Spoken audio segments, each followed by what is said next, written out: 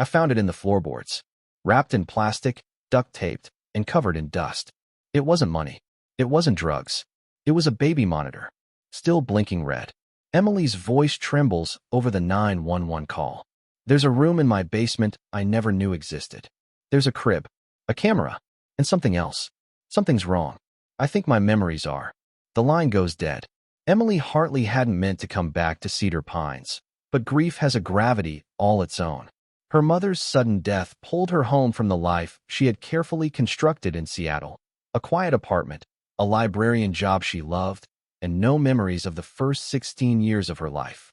Just a black, echoing silence. Her therapist once called it selective dissociative amnesia, brought on by trauma too severe to process. Emily just called it survival. The old Victorian house on Willow Avenue stood with the same crooked charm she remembered in photos. Ivy strangling the porch columns, paint peeling like old skin. It smelled like dust and lavender. Her mother had kept it pristine, even through the cancer. Emily arrived on a cold Tuesday, a month after the funeral, her Jeep packed with boxes, therapy journals, and a box of letters her mother had never sent. The realtor had left the keys under the mat. Among them was one she didn't recognize, small, brass, with an ornate S etched into the handle. She didn't think much of it until the third night, when the power flickered during a storm. The basement door, usually locked, creaked open on its own. A draft whispered up from below, cold and damp, carrying a faint scent of antiseptic.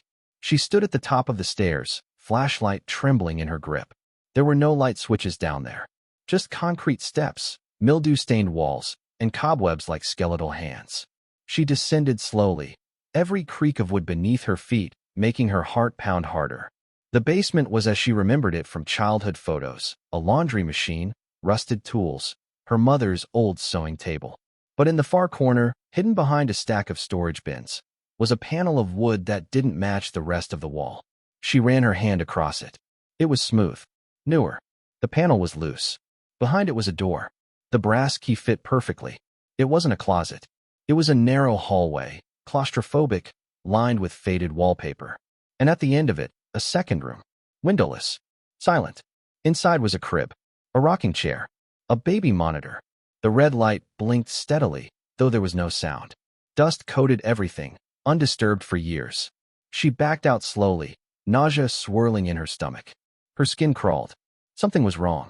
That night, she dreamed of lullabies, off-key, distant, and the sound of a child crying, muffled behind walls. When she woke up, she found something scratched into the hallway wall that hadn't been there before. "You said you wouldn't forget me." The message on the wall was gone by morning. Emily stood there in her robe, fingers grazing the floral wallpaper. Nothing. No scratches. No words. Just her reflection in a dusty mirror at the hallway's end, pale, sleep-deprived, and with eyes that didn't quite feel like hers. She told herself it had been a dream. A hallucination, maybe.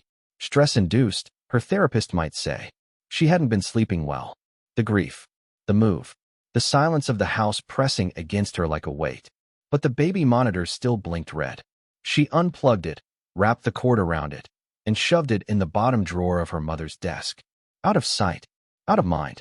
That was the plan. But the blinking stayed behind her eyes, pulsing like a phantom. The days passed in a fog. She spent hours going through her mother's belongings. Boxes of old photos, tax documents, sewing patterns, recipes in perfect cursive. Nothing that explained the hidden room. Nothing that explained why her mother had sealed it off. Until she found the journals. They were buried in a trunk beneath her mother's bed. 6 leather-bound volumes, labeled only with dates. The earliest one began in 1995, the year Emily was born. Her hands trembled as she opened the first. Inside, her mother's handwriting was familiar, comforting, but the words were not. She wakes up screaming again. Same dream. Always the crying. The hallway. The voice calling Mama. I tell her it's just a dream, but I know better. She's remembering. I don't know how long I can keep this buried. Page after page, her mother chronicled Emily's childhood, but it wasn't the sanitized version she'd been told. There were mentions of sleepwalking, violent tantrums, holes punched in the drywall, drawings of figures behind doors. There were therapists, specialists. None of them helped. They say trauma this deep will block itself out to survive. But what happens when the mind begins to peel back the layers? What happens when the child starts to remember what the mother wanted to forget? Emily closed the journal, her stomach lurching. She knew she had blocked out her early life. But her mother had always said it was because of the car accident, the one that killed her father when Emily was 6. She remembered the funeral, the sound of rain on the casket. But now she wasn't sure if that memory was real, or something she'd been told so many times it became truth. That night, the crying returned. It started low, a soft, hiccuping sob. Then louder, more urgent. It was coming from the basement. Emily clutched her phone, crept down the stairs, barefoot on cold wood. The hallway door stood open. The room was dark. But the monitor she'd hidden in the drawer, she could see it through the crack in the door. It was blinking. Red. Fast. She pushed the door open. The crib was empty. But in the corner of the room, someone had drawn dozens of tally marks on the wall. A child's handwriting, shaky and uneven, carved into the paint. And beneath them, "You left me down here." Emily couldn't breathe. She stood frozen in the doorway of a hidden room, eyes locked on the message beneath the tally marks. "You left me down here." The air felt heavy, sour with the scent of old rot and something else, like iron. Her legs shook beneath her. The monitor's red light blinked in time with her heartbeat. She didn't remember running back upstairs, only that her feet were bleeding from a broken nail and her hands wouldn't stop shaking. She spent the rest of the night on the living room couch, lights on, phone clutched like a lifeline, flinching at every sound the house made. She didn't sleep. The next morning, she called Dr. Morgan, her therapist back in Seattle. It took everything in her not to cry as she recounted what she'd found. The room, the monitor, the journal entries, the crying. There was silence on the other end of the line. Then Dr. Morgan's voice, calm, clinical. "Emily, you told me before that you were an only child." "I am." "Are you sure?" Emily hesitated. "What do you mean?" "You once mentioned dreams, about a little girl. Always the same one. I assumed they were symbolic. But now..." She paused. "Emily, dissociative amnesia can sometimes suppress not just traumatic events, but entire relationships.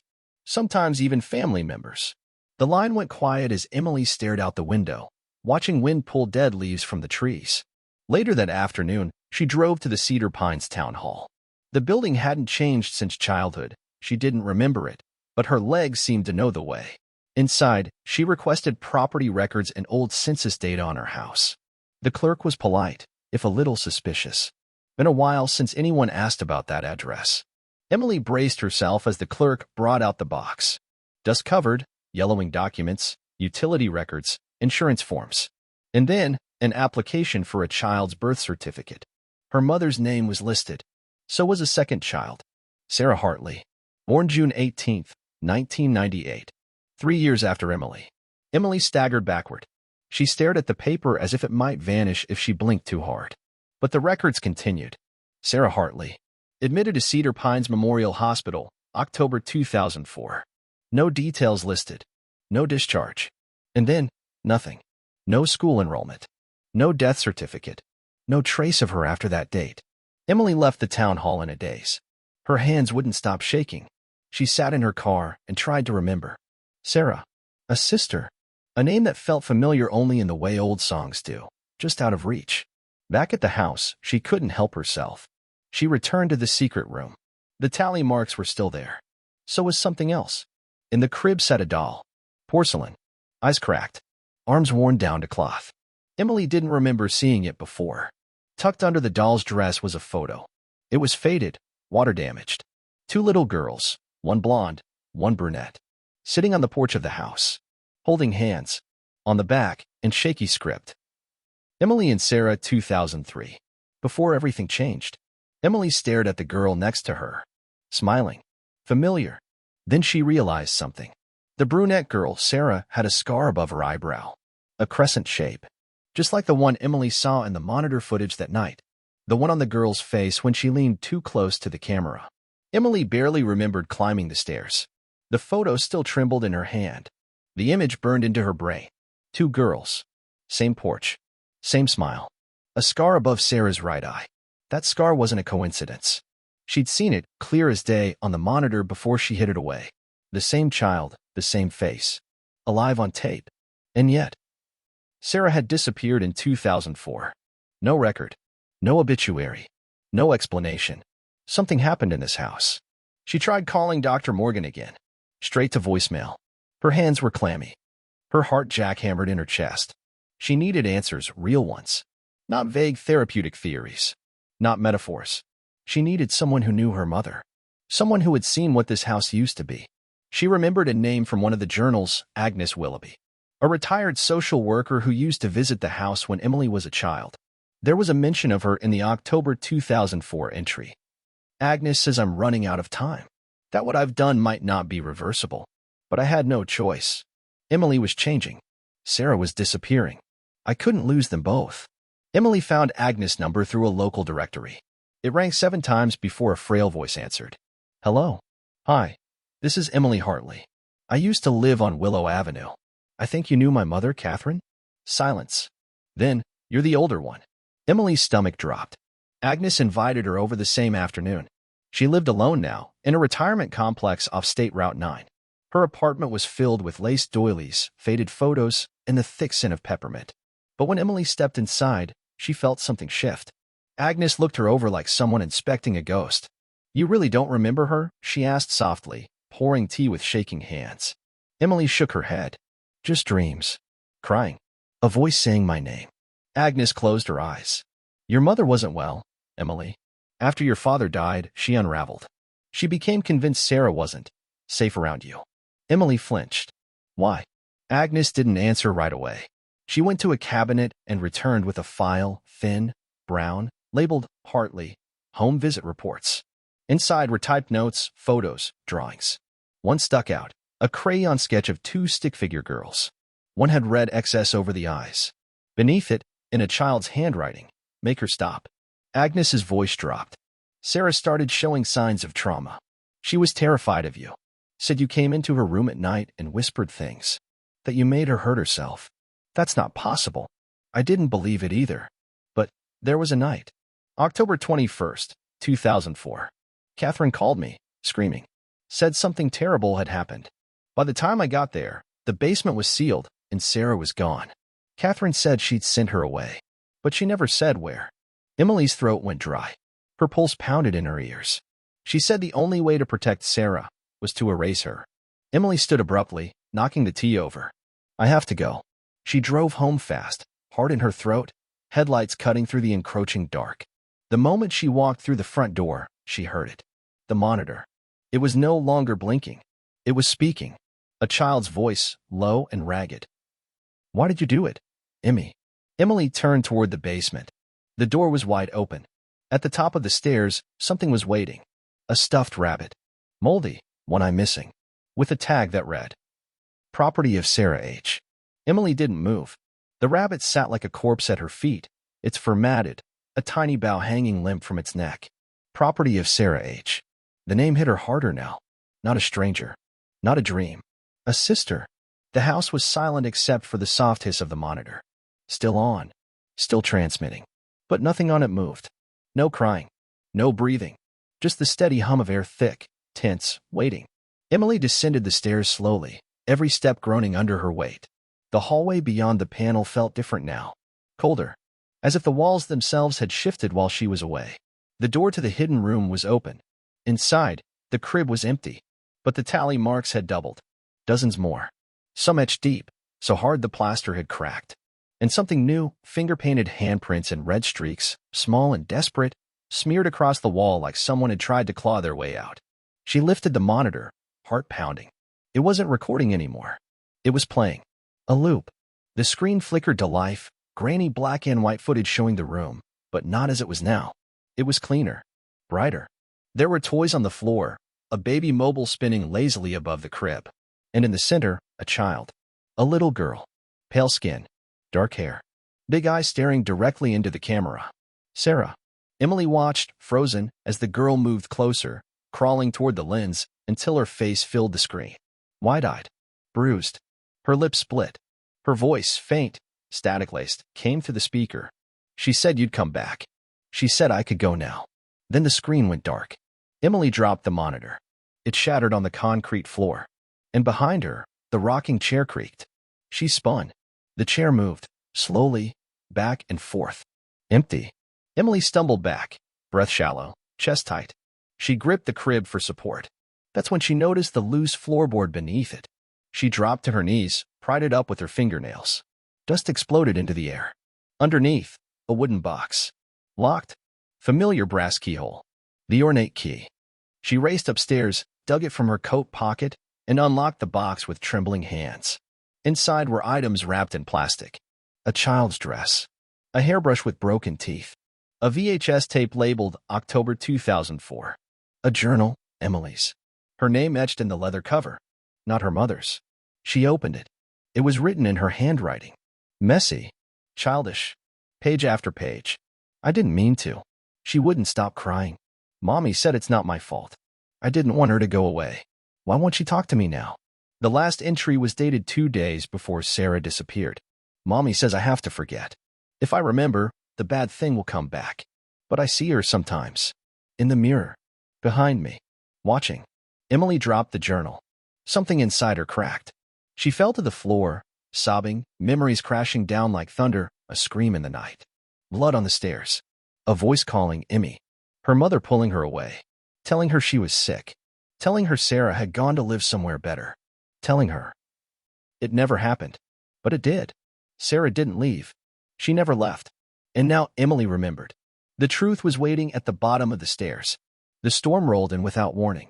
Thunder cracked like a whip over the hills of cedar pines as rain battered the old Victorian. The wind screamed against the windows like a warning, but Emily didn't hear it. She was back in the basement. The box lay open beside her.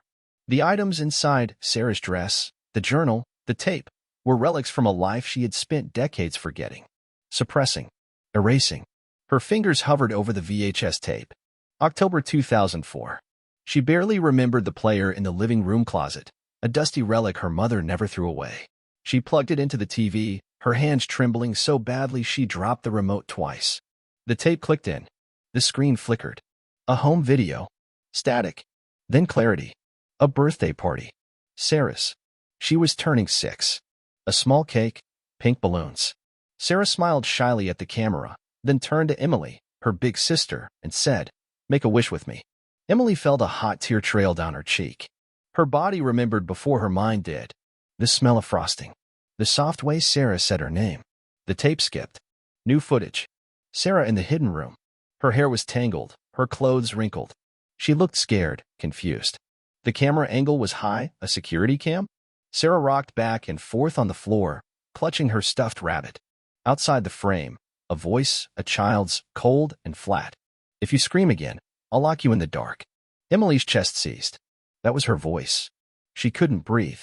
She fast-forwarded shaky hands through jump cuts of Sarah crying, sleeping, drawing on the wall, whispering things to herself. Days passed. Maybe weeks. Her eyes became hollow. Her skin paler. And then the final frame. The camera tipped sideways. Blood on the floor. And silence. The screen went black. Emily screamed. She pulled the tape out and hurled it across the room. Her own voice echoed in her ears, distorted and cruel. "I'll lock you in the dark." The room spun. Her breath came in shallow gasps. She stumbled upstairs, nearly collapsing in the hallway. She looked around the house with new eyes now, every photo, every room, every locked door suddenly monstrous. A stage for a crime she'd committed and then buried deep inside her own brain. Her mother hadn't lied to protect Emily. She'd lied to protect what was left of her. That night, Emily couldn't sleep. The crying had stopped. The monitor was dead. The house was quiet. Until 3:13 a.m. The front door creaked open on its own. Emily, barefoot and broken, walked toward it. The hallway light flickered. In the reflection of the hallway mirror, she saw herself, gaunt, hollow-eyed, and standing just behind her, a little girl. Same dress. Same scar. Eyes black with rot. Sarah. Emily turned. The hallway was empty. But in the mirror, Sarah remained, smiling. And she whispered, "It's time now, Emmy. Come remember what you did." Emily stood frozen before the mirror, staring into the eyes of the girl she'd forgotten. No, buried. Sarah's reflection didn't blink. Behind her, the house groaned, the kind of low, guttural sound would make under great weight. The lights flickered once, twice, then held steady. Sarah tilted her head. Downstairs, she whispered. Emily turned, drawn like a sleepwalker. Down the hall, down the stairs, into the dark belly of the house. The floorboards no longer creaked. The basement door was already open. The hidden hallway felt different now, longer, colder. The floral wallpaper peeled like skin, revealing mold underneath. The door at the end hung slightly ajar. The crib was gone. So was the chair. The room had been emptied, stripped to the bone. Except for the far wall. There, behind where the crib had once sat, the wall had cracked. A deep vertical fissure splitting it down the middle. Something behind it called to her, low and pulsing like a second heartbeat. Emily reached out, fingers trembling. The plaster crumbled under her touch. She tore through it, hands bloody, nails cracked, until her fingers hit wood. A hatch. Old. Bolted. With no lock. Just a heavy iron ring. She pulled. The hatch groaned open, revealing a narrow shaft. A sub-basement, deeper than the house's foundation. The air that came up was foul, wet, and unbearably cold. Emily climbed down. The ladder led to a tiny concrete chamber. No more than 8 feet wide. No windows. No furniture. Just a child-sized mattress. A chain bolted to the wall. And a single photograph nailed above it. Emily and Sarah. Smiling. Beneath it, in red crayon, the words. She stayed here. You forgot. Emily collapsed. The memories returned in a flood, no longer fractured, no longer suppressed. Sarah hadn't fallen. She hadn't run away. Emily had locked her in here after an argument. Maybe she meant to scare her. Maybe she meant to protect herself from something she didn't understand. But she'd left her here. And when her mother discovered it days later, it was too late. Her mother hadn't called the police. She'd cleaned the room, buried the body in the woods behind the house, rebuilt the wall, and brought Emily to a therapist the very next day, telling them she'd suffered an emotional break from the car accident, that her mind had collapsed under grief. The therapist never questioned it, and Emily forgot. Until now. She stayed in that sub-basement for hours, until dawn filtered through the cracks above. Her breath was shallow, her eyes fixed on the drawing. Sarah never left. Not really. When she finally climbed back out, the house felt different. Lighter. The monitor was gone. So was the rabbit. The tally marks. The whispers. Emily walked to the phone. She dialed 911. And when the operator answered, her voice didn't shake. There's a body buried behind 18 Willow Avenue, she said. Her name is Sarah Hartley. She was my sister. They asked if she was reporting a murder. Emily looked out the window. Rain had stopped. I'm reporting the truth, she said. The house creaked behind her. Sarah was finally gone. But Emily would never be free. Not really. Because some walls don't keep things out. They keep things in.